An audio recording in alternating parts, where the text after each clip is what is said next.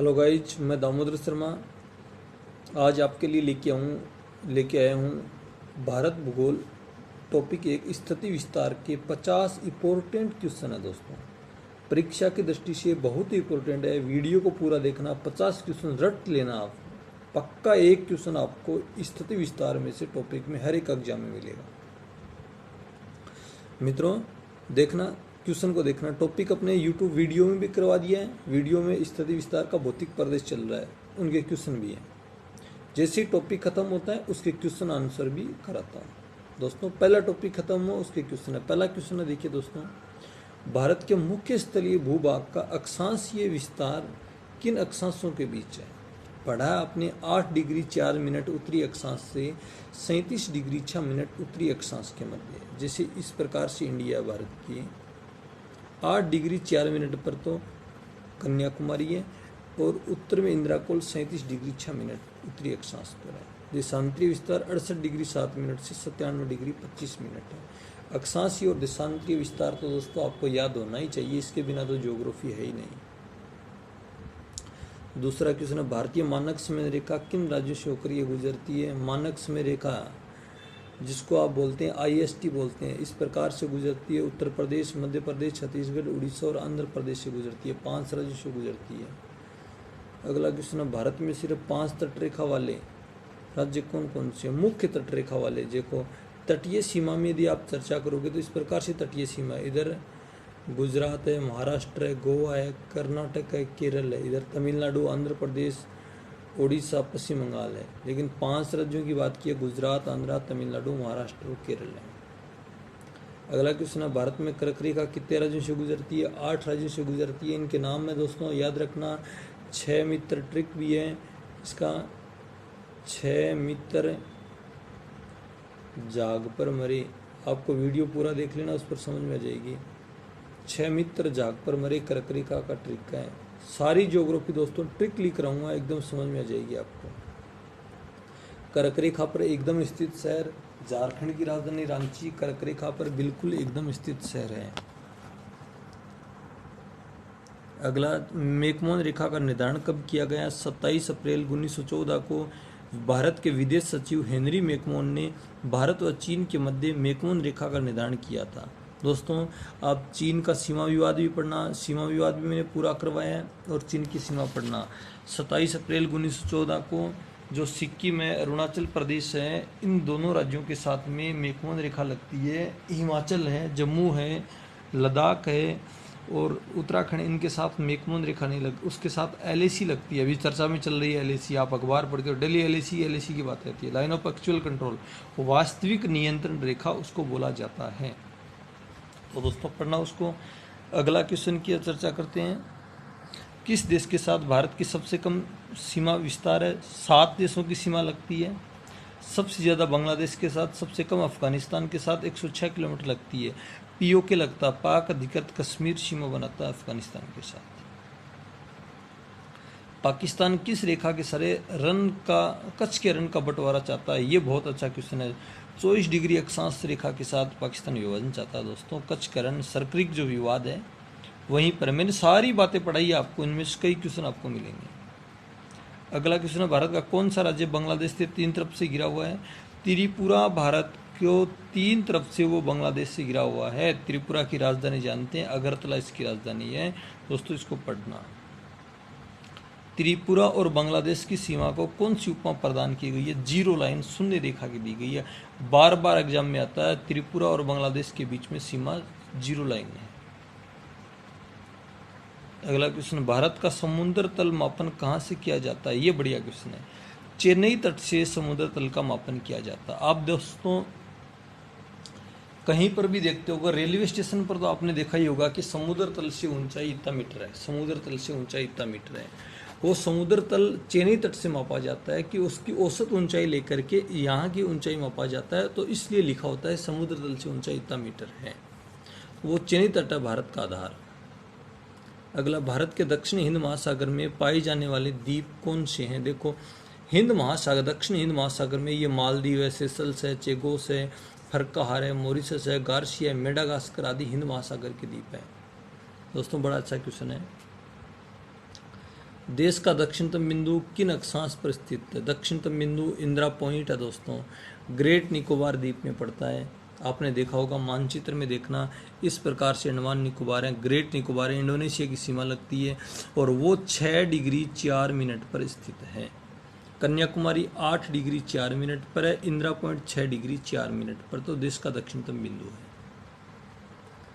मरकत द्वीप की संज्ञा से प्रसिद्ध है। अंडमान निकोबार द्वीप समूह को मरकत द्वीप कहा जाता है दोस्तों।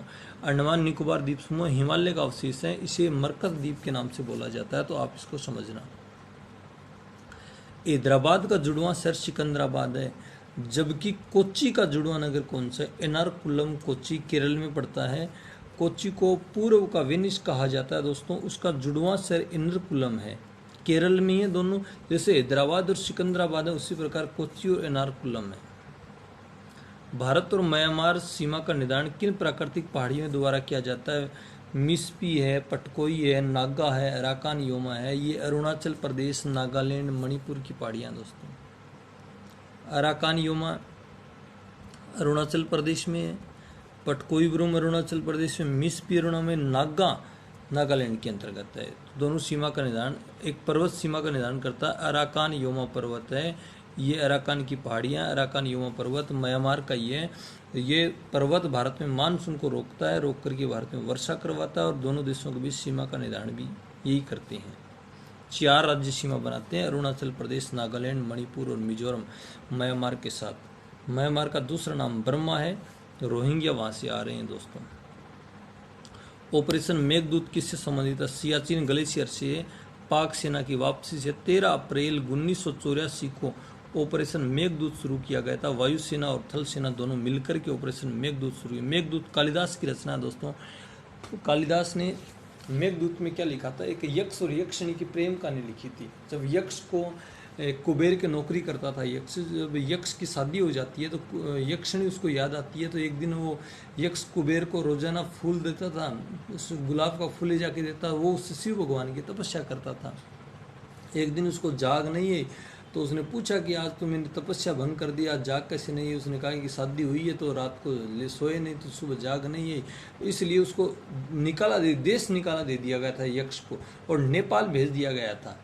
नेपाल भेजने के बाद यक्ष ने यक्षिणी से जो प्रेम कहानी लिखी थी, भाई मोबाइल तो था ही नहीं उस समय, बादल को दूत बना करके भेजा, और वो कालिदास ने अपनी रचना में कर दी, मेघदूत संस्कृत भाषा में लिख दी। वही ऑपरेशन शुरू किया था भारतीय सेना ने, पाकिस्तानी सेना को बाहर निकालने के लिए शुरू किया था दोस्तों, 13 अप्रैल 1984 को।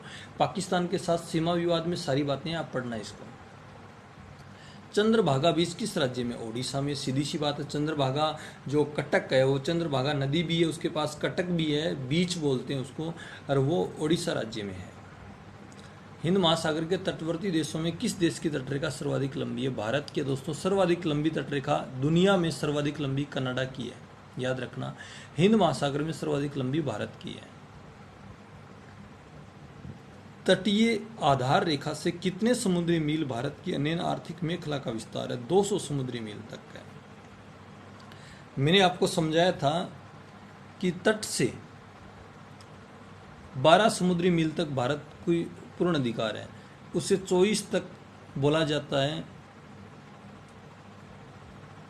आर्थिक क्षेत्र कहा जाता है, 24 तक, और 200 समुद्री मील तक अन्य आर्थिक क्षेत्र के नाम से बोला जाता है दोस्तों। इसको याद रखना, तटीय सीमाएं ये समुद्री मील में काम आती है।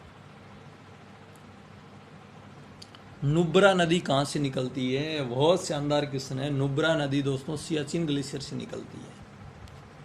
अंडमान निकोबार द्वीप समूह किस श्रेणी का दक्षिणतम विस्तार है? अंडमान निकोबार द्वीप समूह हिमालय का ही विस्तार है, अराकान योमा का ही विस्तार है। ये बंगाल की खाड़ी के द्वीप हैं, ये हिमालय के अवशेष हैं। लेकिन लक्षद्वीप है वो मूंगा जीवों का निर्मित है, और ये हिमालय के अवशेष हैं दोस्तों। हिंद महासागर के किस द्वीप पर यूएसए का वायुसेना का अड्डा स्थापित है? डियागो ग्रासियो द्वीप है दोस्तों। ये बहुत शानदार है, हर एक एग्जाम में ये क्वेश्चन आता है कि यूएसए ने हिंद महासागर के कौन से द्वीप पर अपना वायुसेना अड्डा बना रखा है? डियागो ग्रासियो द्वीप है, हिंद महासागर में पड़ता है, अरब की खाड़ी की तरफ जाके देखना, वहां पर उस द्वीप की बातें।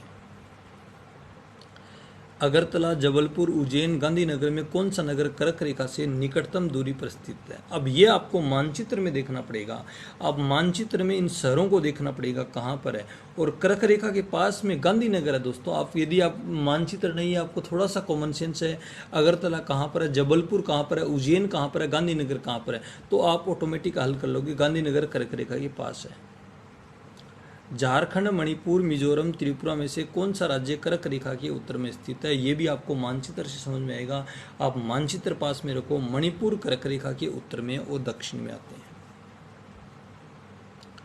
बेंगलुरु और चेन्नई में कौन सा शहर अधिक दक्षिणावर्ती है? दोस्तों सीधी सी बात है दोस्तों, बहुत शानदार क्वेश्चन है। ये क्वेश्चन आते हैं एग्जाम के अंतर्गत आजकल। बेंगलुरु दक्षिणतम है चेन्नई के बजाय। चेन्नई समुद्र के तट पर है, बेंगलुरु समुद्र के तट पर नहीं है, समुद्र के बीच में है बेंगलुरु, तो ये दक्षिणतम बेंगलुरु है। भारत के किस राज्य के 3 तरफ अंतर्राष्ट्रीय सीमाएं हैं? त्रिपुरा के 3 तरफ बांग्लादेश की सीमा लगती है। आप पीछे भी आ गया, 3 तरफ अंतर्राष्ट्रीय सीमा त्रिपुरा के है। ये भी क्वेश्चन आता है, इस प्रकार से घुमा के भी दे देता प्रश्न।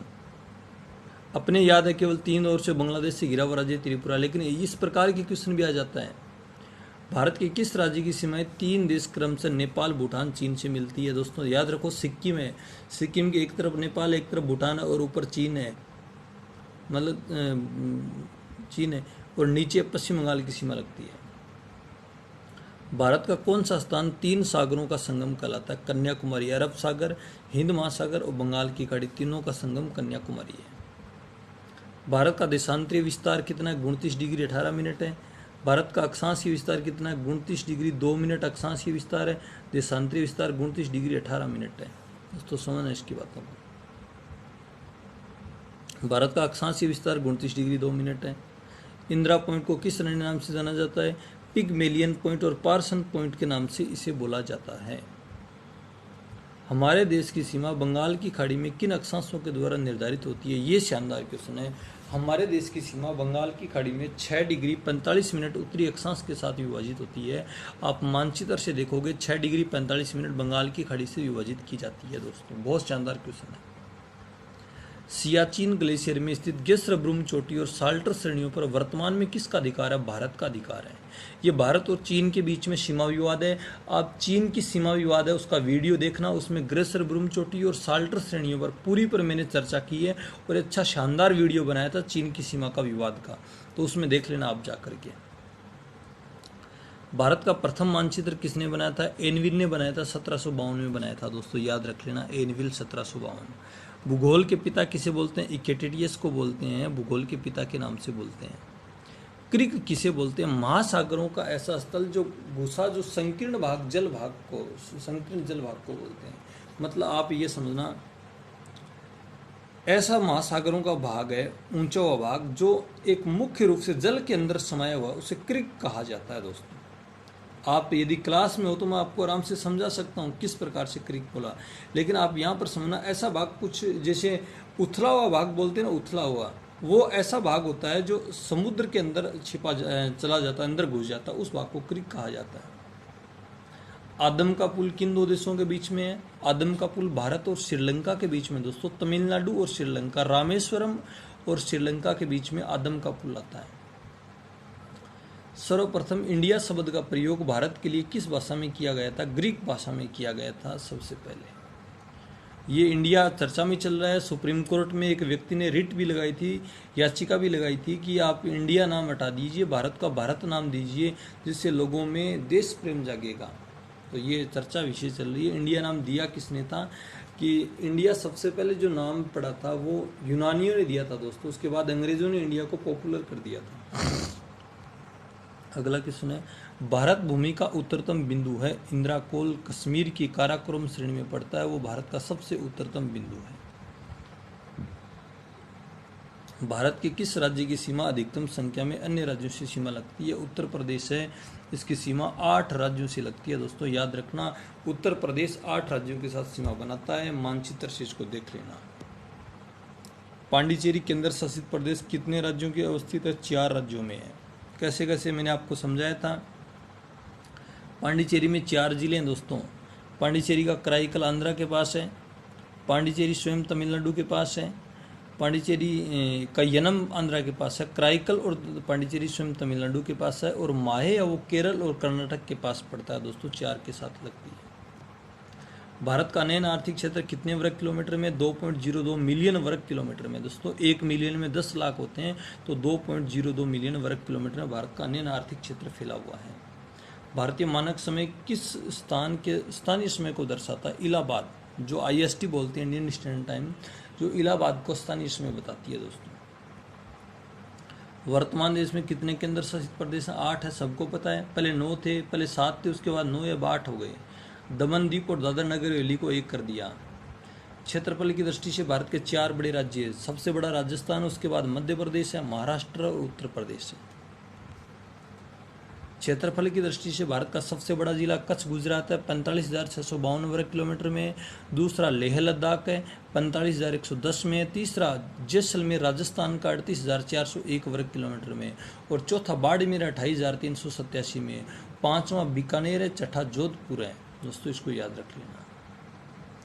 किस आयोग ने भाषाई आधार पर राज्यों के गठन का विरोध किया था? डार आयोग आया था 1948 में, और इस आयोग ने जो आंध्र प्रदेश राज्य बना था भाषा के आधार पर 1953 में, उसका भाषा के आधार पर बनने का विरोध किया था कि भाषा के आधार पर राज्यों को मत बांटिए, तो डार आयोग ने विरोध किया था दोस्तों।